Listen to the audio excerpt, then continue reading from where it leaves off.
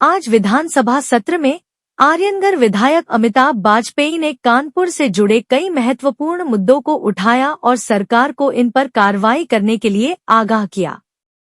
उन्होंने विशेष रूप से सफाई कर्मी भर्ती, नगर निगम की लापरवाही, सरकारी स्कूलों का मर्जर, स्मार्ट सिटी के नाम पर भ्रष्टाचार, ठेला पटरी, रेहड़ी दुकानदार की मदद, नाला सफाई, शहर का जाम, कानून व्यवस्था और सरकारी अस्पतालों में भ्रष्टाचार, आयुष्मान कार्ड के नाम पर धोखा, बिजली समस्या, बिजली रेड टीम की लूट, पुलिस की लूट, गंगा सफाई, टेनरी उद्योग जैसे विषयों पर बेबाक तरीके से सवाल उठाए। विधायक अमिताभ बाजपेयी की सक्रियता और साहसिक भूमिका को लेकर सदन में मौजूद अन्य सदस्यों सहित आम जनता ने उनकी सराहना की और धन्यवाद दिया।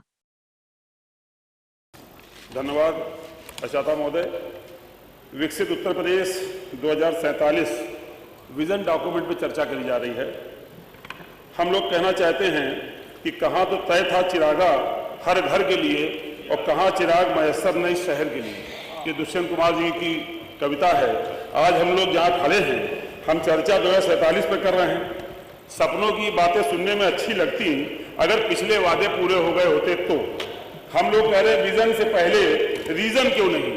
पिछली बातें पूरी हुई नहीं, उसका रीजन पहले दिया जाना चाहिए, तब आगे विजन आना चाहिए था।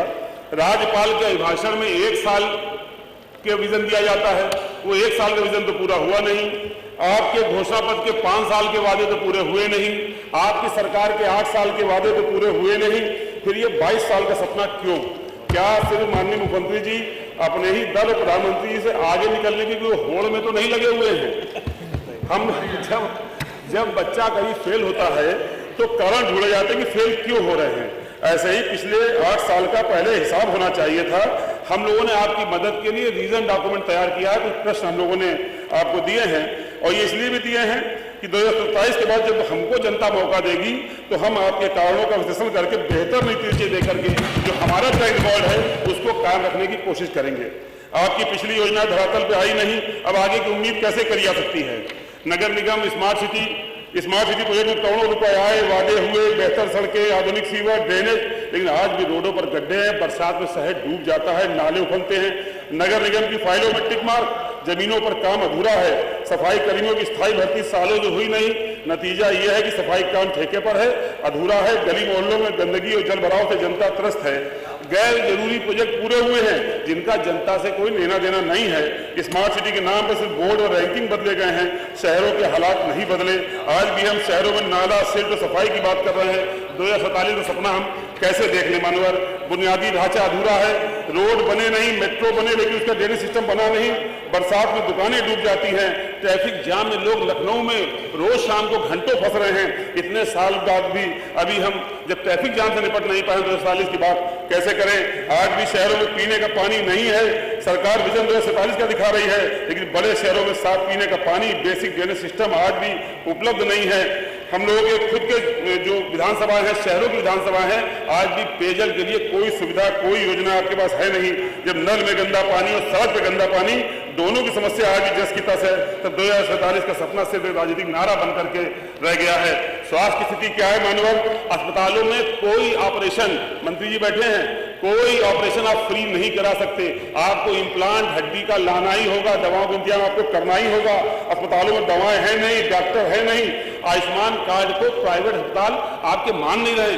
मरीज जाता आयुष्मान के नाम पर, उसको भर्ती नहीं करते हैं, उसको बीच से भगा देते हैं। सरकारी अस्पतालों में दलाल सक्रिय हैं।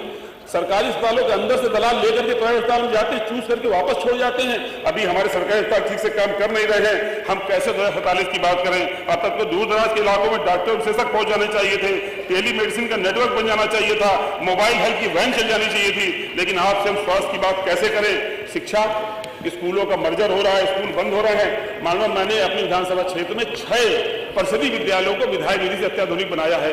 विश्वास मानिए, अभी दिसंबर में उद्घाटन किया, इस साल 1.5 गुनी छात्र संख्या उन स्कूलों में अपने आप हो गई। सरकारी स्कूलों में माने इच्छा शक्ति हो, विल पावर हो, स्कूलों को बेहतर बनाए, संसाधन दे, टीचरों की ट्रेनिंग दे, टीचरों की भर्ती करे तो शिक्षा को बेहतर बनाया सकता है। स्कूल का मर्जर करने की नहीं, नए स्कूलों को खोलने की जरूरत समय पर हम लोग स्कूल का मर्जर कर रहे हैं। बिजली बुरा हाल है, शहर में रहते हैं, केस को देता है कि 23 घंटा 35 मिनट बिजली आई और साथ में लिस्ट देता है कि 33 जगह पर 33 केवी में फॉल्ट हुई।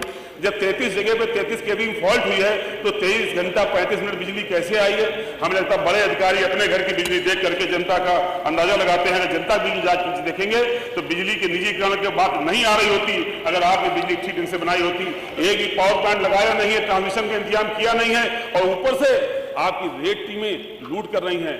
मैं चाहता हूं, सुझाव दे रहा हूं कि जो रेड टीमें जाती हैं इनकी वीडियोग्राफी कराइए, ये कैसे घरों में जाते हैं और कैसे रेड डालते हैं। ये खुद जा करके बिजली के नाम पर रेड डालने का, ये रेड वाले चोरी करने का, लूट करने का काम कर रहे हैं। फेरी नीति 2014 का अनुपालन आज तक हम लोग कर नहीं पा रहे। ठेला पटरी रेहड़ी दुकानदार क्या हमारा अंग नहीं है? क्या वो हमारे नागरिक नहीं है? वो आज भी पुलिस की कृपा पर ही रोजी रोजगार कर रहे हैं।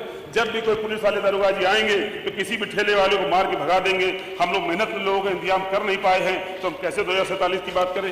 कानून व्यवस्था में अराजकता का माहौल है। धर्म जाति के नाम पर प्रायोजित लड़ाई झगड़े बढ़ते जा रहे हैं। छोटे छोटे विवाद के साम्प्रदायिक और जातीय रूप ले लेते हैं।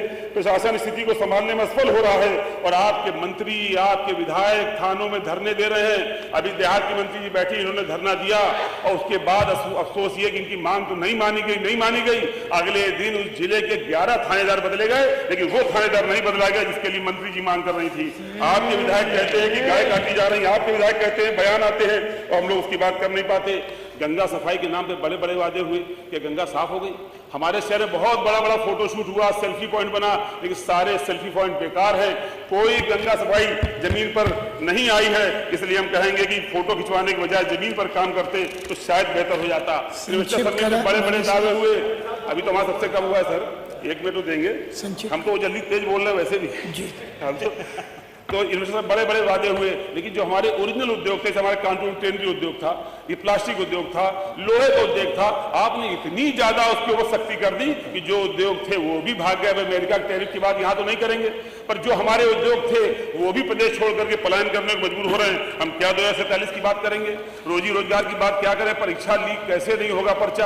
पर्चा लीक कैसे रोकेंगे? इसकी कोई ठोस योजना हम बना नहीं पाए, इसलिए हम 2047 की बात कैसे करें? कुल मिला के अधिक समय न लेते हुए समय के अंदर बात खत्म करना चाहता हूँ। इसलिए सरदार मोदी हम भी चाहते हैं कि 2047 उत्तराधिकारी राज्य बने, पर यह तभी होगा जब सरकार पहले अपने 8 साल के हिसाब दे, असफलताओं का कारण बताए और फिर विजन को जमीन से जोड़े। क्योंकि हम लोग कहते हैं इससे हंगामा खड़ा करना हमारा मकसद नहीं है, हमारी कोशिश है कि तस्वीर बदलना चाहिए। और जहां तक बात सुझाव की हो रही थी तो केवल एक सुझाव उत्तर प्रदेश की जनता को देंगे कि 2027 में अपने वोट का प्रयोग करके सरकार को बदल लो, सारा विजन हो जाएगा। बहुत बहुत धन्यवाद।